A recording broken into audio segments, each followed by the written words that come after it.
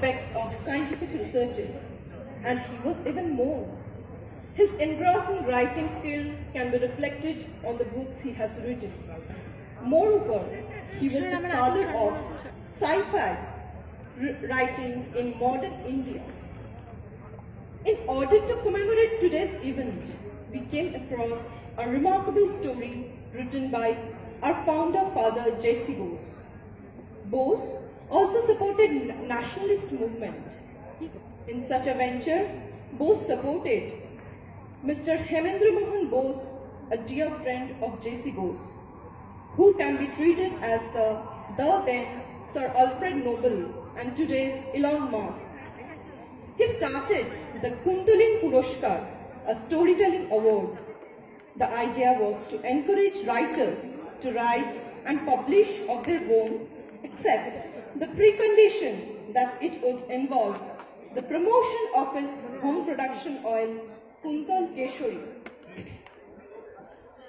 While the oil itself was symbolic of the industry of its creator, who was also an active in Swadeshi movement, it was Bose who turns this potentially nationalist symbol to an active cultural symbol that could combine scientific endeavor with nationalist concerns. Bose was the first award winner of the story writing award competition for his story Niruddeshir Kahini. This story by J.C. Bose is regarded as one of the first works of early science fiction in Bengali and one of the first science fiction stories in modern India. Bose later reworked the story for his collection of Bakto with an alternate title, Polatok Tufan, Runaway Cyclone. Today, we are going to present this kit, best as well as adapted from this sci-fi written by Bose in 1896. 1900 শতক Presidency কলেজের প্রাঙ্গণ।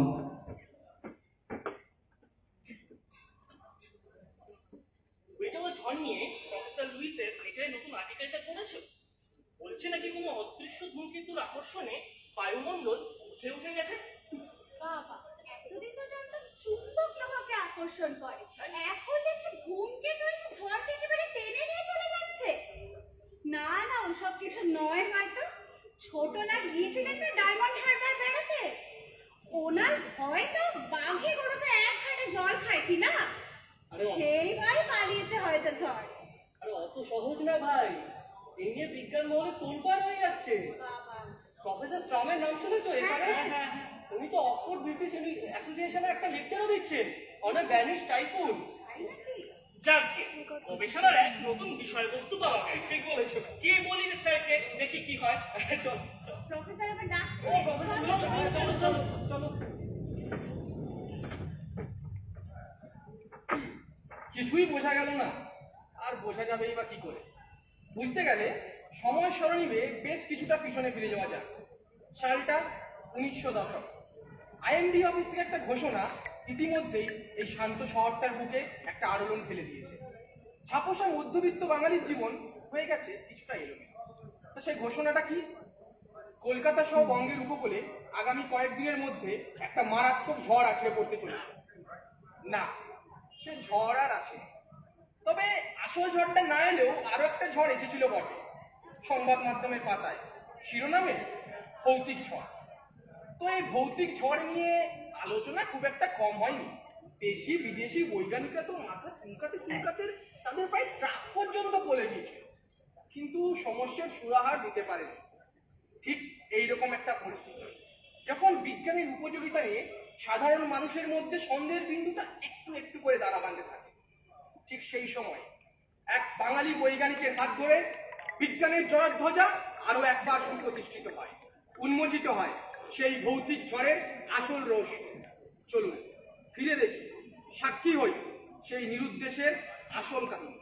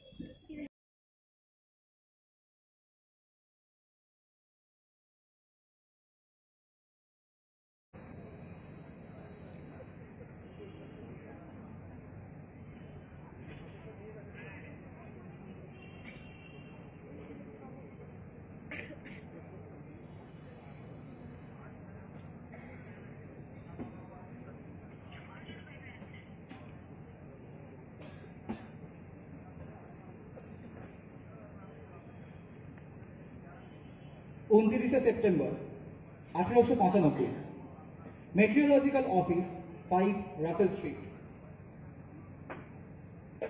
সিমলা হাওয়া দপ্তর থেকে তার এসছে, বলছে বঙ্গোপমহাসাগরে একটা বিশাল ঘূর্ণাবর্ত তৈরি হয়েছে, শীঘ্রই ঝড় আসার সম্ভাবনা কলকাতায়। ইংলিশ ভালো খবরটা চেপেছে। তাই তো দেখছি, অবস্থা খুব একটা ভালো ঠেকছে না। সংবাদটা যত তাড়াতাড়ি সম্ভব পৌঁছে দেওয়া উচিত ডায়মন্ড হারবার ও উপকূলবর্তী এলাকায়। 1 অক্টোবর কলকাতায় প্রকাণ্ড এক ঝড় আসতে করতে পারে। বাঙালি বিজ্ঞানীর বৈঠকখানা। Well, I don't see a good sign.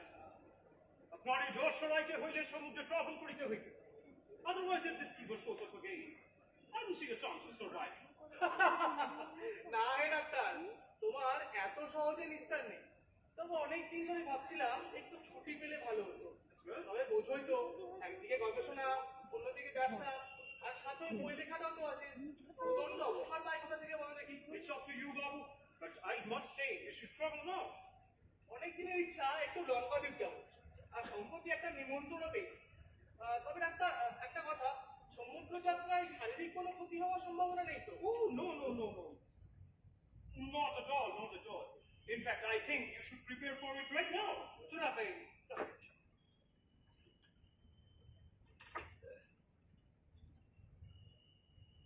তবে আর দেরি করে কি হবে, প্রস্তুতি নিয়ে দেবে। বাবা বাবা, দ্বীপ কাকে বলে? দ্বীপ? দ্বীপ মানে? এই যে দ্বীপ।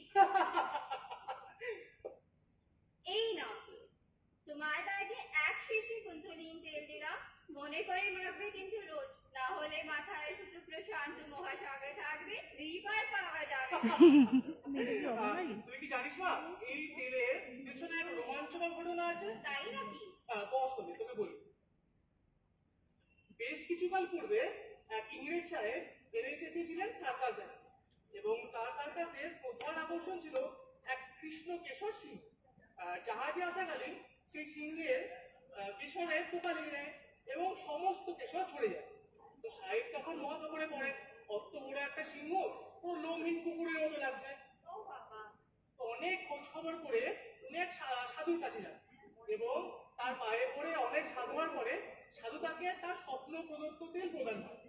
এবং মজার ব্যাপার, সেই তেলের ব্যবহারে সেই সিংহের লোম 7 দিনের মধ্যে চলে আসে। তারপর থেকেই এই তেল কুন্তলিন নামে জগৎ খ্যাত। ও বাবা, তাই নাকি? এই তেলটা এত উপকারী? তবে আমি একটু বুঝিনি।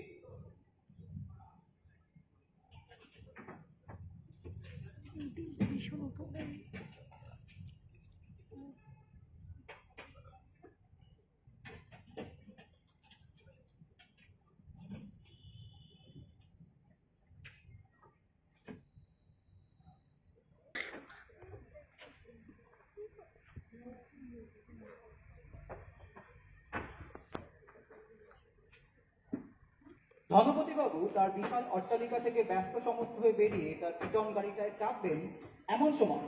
আরে ও ধনপতি বাবু, সকাল সকাল এত তাড়াতাড়ি কোথায় চললেন? এই একটু খাজনা আদায় করে আসি। ব্যবসার চাপে তো আর খাজনা আদায় করা হয় না। ছেলেপুলেগুলো ব্রাহ্ম করে মাথার চুল ছিঁড়ে নেয়। এই দোহারের এক ঝোলটাই বলুন খারাপ বলেছে, তাই আজ ভাবলাম তাই যাচ্ছি একটু। তা আজই ফিরবেন তো? কেন বলুন তো? সে কি জানেন না? সরকার তো বলেছে যে বিশাল এক ঝড় আসতে চলেছে। তাই নাকি? হ্যাঁ, কলকাতাও এর থেকে রেহাই পাবে না। ডায়মন্ড হারবারে তো শুনলাম সমস্ত নৌযাত্রা বাণিজ্য বাতিল করে দিয়েছে। হে ভগবান, আমার তো 2 জাহাজ ভর্তি দ্রব্য যাবে কালি। দেখুন তো এখন কত টাকার ক্ষতি হবে বলুন তো। দূর শালা, এই ঝড়ের আর সময় পেল না। এই গণেশ, গাড়ি ভেতরে করে দিতে বল। আজ আর আমি কোথাও যাব না।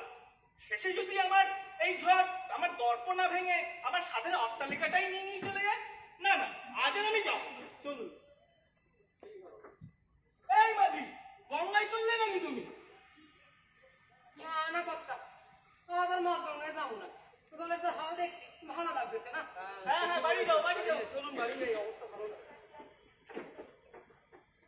ঠাকুর ঠাকুর ঠাকুর ঠাকুর ঠাকুর, ঝড় যেন না আসে, ঠাকুর রক্ষে করো।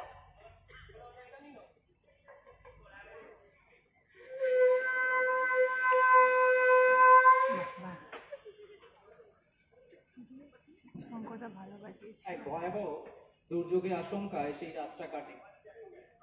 রয়টার্স থেকে সংবাদপত্রে টেলিগ্রাফ করে জানানো হয়, the capital of our Indian empire in danger.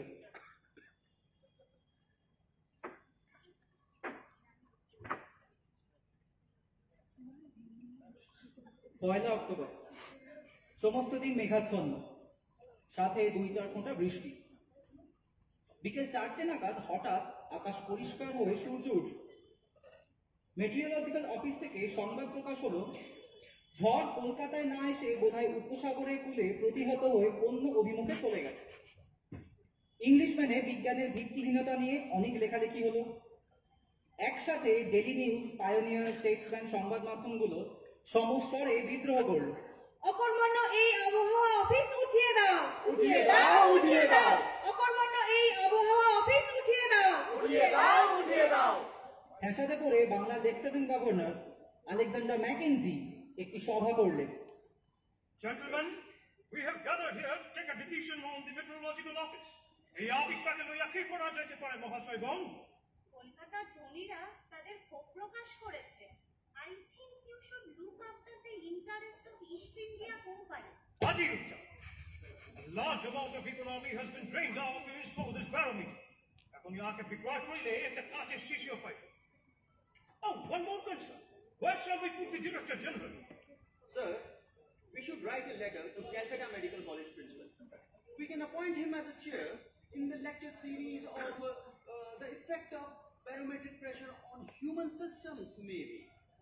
কি বলিবে? তাই করা হলো। গভর্নর জেনারেলের পত্র পেতে মেডিকেল কলেজের অধ্যক্ষের কিঞ্চিত বিলম্ব হলো বটে, সরকারি কাজ বলে কথা। তবে চিঠির প্রাপ্তি স্বীকার করেই অধ্যক্ষ লিখে পাঠালেন, উত্তম কথা, বায়ুর চাপ কমলে ধমনী স্ফীত হয়ে ওঠে, রক্ত সঞ্চালন বৃদ্ধির কারণে স্বাস্থ্যের ক্ষতি হতে পারে, এতেও কোনো সন্দেহ নেই। তবে কলকাতাবাসীর ঘাড়েও মাথায় এখন বহুবিধ চাপ। প্রথম, প্রতি বর্গ ইঞ্চিতে 15 পাউন্ড বায়ু। দ্বিতীয়, 20 পাউন্ড ম্যালেরিয়া। তৃতীয়, 30 পাউন্ড পেটেন্ট ঔষধ। চতুর্থ, 50 পাউন্ড ইউনিভার্সিটি। পঞ্চম, 80 পাউন্ড ইনকাম ট্যাক্স। এবং সর্বশেষ 1 টন মিউনিসিপাল ট্যাক্স। এর উপর বায়ুর 2-1 ইঞ্চি চাপের ইতর বৃদ্ধি বোঝার উপর শাকের 8ই স্বরূপ হইবে।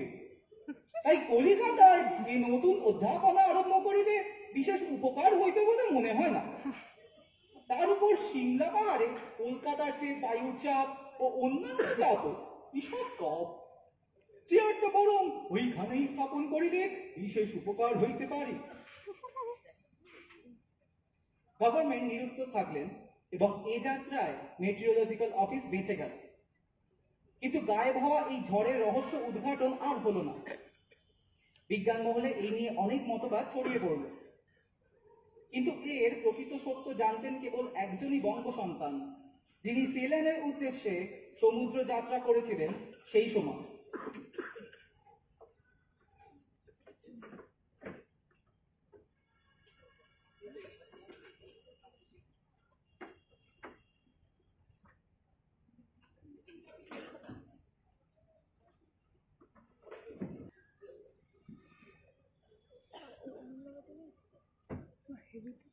হারিয়ে হয়ে গেছে এই সামনের চেয়ারটা অন্যদিকে দেখা যায়। আরে বেশি লাগে দেখো, আমাদের বিদেশি আরে টুপিটা একটু উপরে ওঠাতে দেখাই যাচ্ছে। তো ভাবনা টুপিটা, এটা আমরা ভুটানে পড়েছিলাম।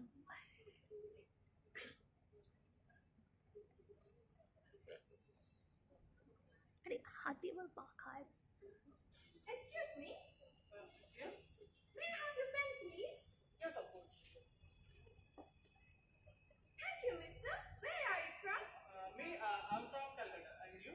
I'm from the Leeds. I'm here for some business.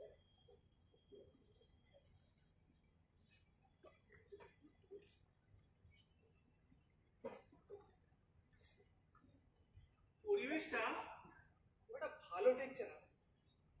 এই পাশটা বেশ মেঘও করেছে, সমুদ্রের জলের রঙও পুরো ফিকি হয়ে গেছে। ঝড় আসবে নাকি? The weather doesn't seem in good condition.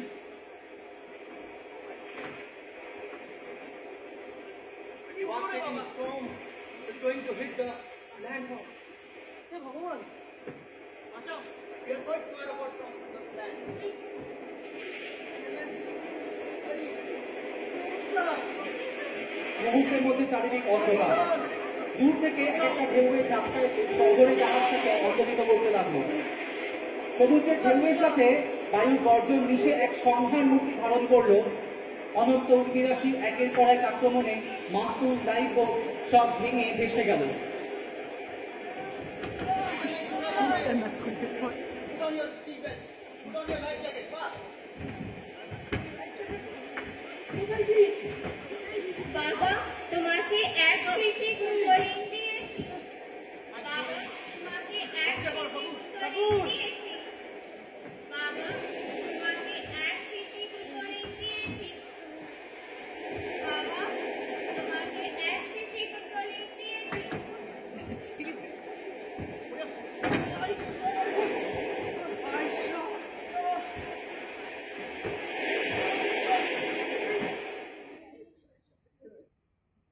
What? The storm has stopped! Mister, how did you do this? Storm has stopped!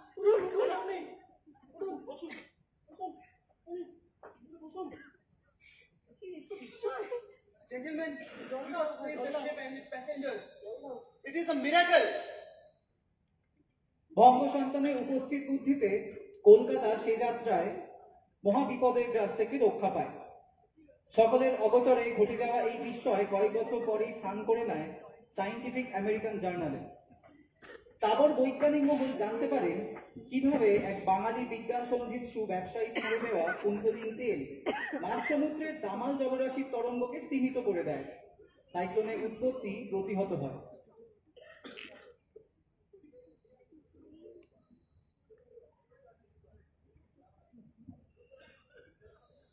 এই কাহিনীর মধ্যে আচার্য জগদীশ চন্দ্র বোস ব্যক্ত করেছেন তার সর্বকালীন অন্বেষণের কথা, বিজ্ঞানকে দৈনন্দিন জীবনে ব্যবহারযোগ্য করে তোলা। যা কিছু থিওরি হিসেবে বিজ্ঞান মহলে প্রতিষ্ঠিত তাকে শুধু পাঠ নয়, আত্মস্থ করতে হবে। এতেই বিজ্ঞানের সার্থকতা। প্রতিটি গবেষকের উপর বিজ্ঞানকে সার্থক করে তোলার দায়িত্ব বর্তায়। এই অঙ্গীকারবদ্ধ হয়েই রহস্যের বৈজ্ঞানিক সত্য উদ্ঘাটনের পথ অবলম্বন করাই হোক সমস্ত গবেষকের একমাত্র উদ্দেশ্য।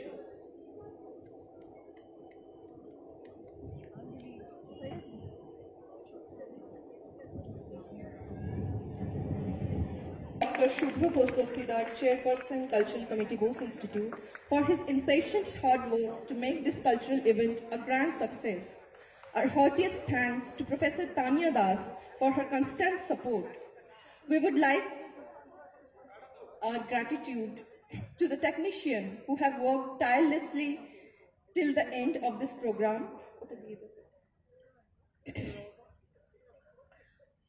I'd like to request the participant to introduce themselves in front of the audience, starting with our script writer,